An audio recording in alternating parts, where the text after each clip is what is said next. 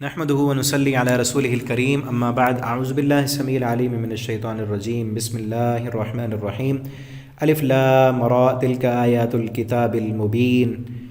اللہ کے فضل و کرم سے ترجمہ قرآن کے سبق میں آج سورہ یوسف ہم شروع کر رہے ہیں۔ پیچھے تمام اسباق ساری صورتیں جو ہے وہ یوٹیوب چینل کی پلے لسٹوں میں موجود ہیں، آپ نے نہیں سنے تو وہاں سے آپ سن سکتے ہیں۔ یہ صورت انتہائی دلچسپ صورت ہے اور اس میں بہت ہی عبرت آمیز سبق ہیں، نصیحتیں ہیں، انسانوں کی رہبری اور ہدایت کے پیغامات ہیں۔ صرف یہ قصہ نہیں بلکہ اس قصے کے اندر، اس واقعے کے اندر انسانوں کے لیے بہت بڑے ہدایت اور رہنمائی کے خزانے چھپے ہیں۔ تو انتہائی توجہ کے ساتھ ان اسباق کو آپ سماعت فرمائیں، دوسروں تک بھی پہنچائیں۔ الف لام را، اور واقعہ قصہ کیا ہے تو ہم ساتھ ساتھ پڑھتے جائیں گے، انشاءاللہ وہ واقعہ بھی آتا جائے گا، اور جو اسباق اور اس کے ہمارے لیے سیکھنے کے لیے جتنی بھی چیزیں ہیں وہ ساری ساتھ ساتھ آتی جائیں گی۔ الف لام را، یہ حروف مقطعات ہیں۔ تل کا، یہ آیتیں ہیں کتاب المبین، واضح کتاب کی آیتیں ہیں۔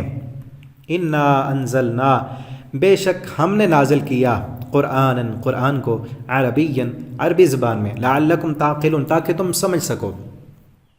قرآن کے اولین مخاطب چونکہ عربی تھے، اسی لیے اللہ تعالیٰ نے قرآن کو عربی زبان میں نازل کیا، اور تاکہ وہ لوگ سمجھ سکیں۔ اور دوسری بات یہ بھی کہ عربی زبان اپنی فصاحت و بلاغت اور اعجاز کے اعتبار سے اور ادائے معنی کے لحاظ سے دنیا کی سب سے بہترین زبان ہے۔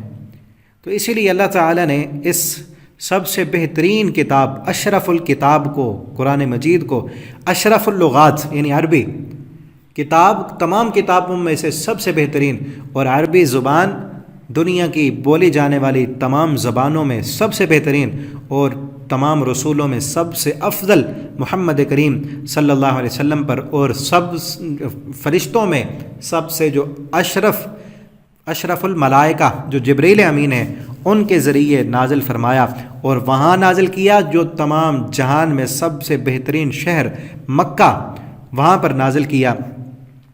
اور جس مہینے میں نازل فرمایا اس قرآن کو، وہ مہینہ بھی تمام مہینوں میں سے افضل، اور جس امت پر یہ قرآن نازل کیا وہ امت بھی تمام امتوں میں افضل قرار پائی۔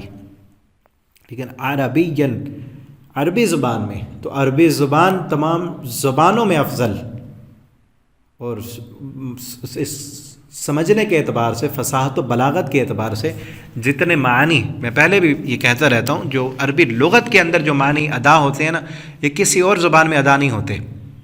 یعنی ایک انسان اپنا مافی ضمیر ادا کرنا چاہتا ہے اور کم لفظوں میں، تو اس کے لیے عربی زبان ہے۔ آپ دیکھیں نا، ہم یہی ترجمہ ہی پڑھ رہے ہیں نا، لیکن اس کو سمجھانے کے لیے اردو کے کتنے لفظ بولنے پڑتے ہیں، لیکن اللہ تعالیٰ نے مختصر عربی میں وہ تھوڑے لفظوں میں ساری چیزیں بیان ہو جاتی ہیں، جن کو سمجھانے کے لیے دوسری زبان میں جس کا ترجمہ کرنے کے لیے یا مفہوم واضح کرنے کے لیے کئی لفظوں کی ضرورت ہوتی ہے۔ تو اس لیے اللہ فرماتے ہیں عربی زبان میں، تاکہ سمجھ سکو، الفاظ بھی زیادہ نہ ہوں اور تمہیں بات بھی پوری سمجھ آ جائے۔ لعلکم تعقلون، نحن نقص علیک، ہم بیان کرتے ہیں آپ پر، احسن القصص، بہترین قصے، بہترین واقع۔ اصل قصص یہ مصدر ہے، اس کا معنی ہوتا ہے کسی چیز کے پیچھے چلنا، یعنی قدموں کے نشانات پر جانا۔ مطلب یہ کہ بہترین واقعہ، اور یہ صرف خبر یا ماضی کا کوئی واقعہ نہیں بلکہ حقیقی بیان ہے۔ اور اس واقعے میں جو ہے حسد کا انجام اور صبر کا بہترین نتیجہ، اور اللہ رب العالمین کی مدد کن لوگوں کے ساتھ ہوتی ہے، اللہ کی مدد کے جو ہے نا آنکھوں دیکھیں حال اور کرشمہ سازیاں، اور اسی طرح نفس امارہ کی سازشیں اور سرکشیوں کا نتیجہ، اور دیگر انسانوں کے جو خصائل رذیلہ، ان کا بھی اس کے اندر نہایت دلچسپ انداز کے ساتھ بیان ہے، اور بڑے عبرت انگیز پہلو ہیں، اس لیے کہ قرآن احسن القصص، بہترین بیان ہے۔ اسی لیے کہا کہ یہ بہترین ایک قصہ ہم آپ کو بیان کر کے سنا رہے ہیں۔ بما اوحینا الیک، اس کے ذریعے جو ہم نے وحی کی آپ پر، حاذ القرآن، یہ قرآن ہے، وَإِن كُنْتَ اور تھے آپ من قبلی اس سے پہلے لَمِنَ الْغَافِلِينَ بتا بے خبر لوگوں میں سے، اس سے پہلے آپ کو اس چیز کی کوئی خبر نہیں تھی کہ یوسف علیہ السلام کون تھے. اور یہ اس سورت کے شان نزول میں واقعہ بھی بیان کیا جاتا ہے کہ مشرکین نے نبی کریم صلی اللہ علیہ وسلم سے سوال کیا تھا کہ آپ یہ بتائیں کہ حضرت یعقوب علیہ السلام مصر میں کیسے آئے تھے. ٹھیک ہے نا. تو اللہ تعالیٰ نے ان کے سوال پر پوری صورت نازل کی، پورا ایک واقعہ.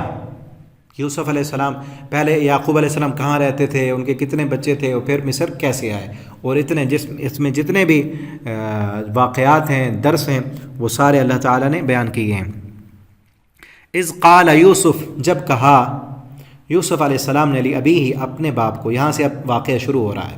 یوسف علیہ السلام نے اپنے باپ سے کہا یا ابتی اے میرے ابا جان انی رأیت میں نے دیکھے 11 کوكبا ستارے والشمس اور سورج والقمر اور چاند رأیتہم میں نے دیکھا ان کو لی میرے لیے ساجدین سجدہ کر رہے ہیں. یہ خواب دیکھا تھا حضرت یوسف علیہ السلام نے. اس وقت ابھی یوسف علیہ السلام بچے تھے، چھوٹی عمر تھی، تو یہ خواب دیکھا انہوں نے. اب یہ صورت جو ہے اس خواب سے سٹارٹ ہو رہی ہے، اور اس خواب کی تعبیر جب ہوگی وہاں پر صورت ختم ہو جائے گی.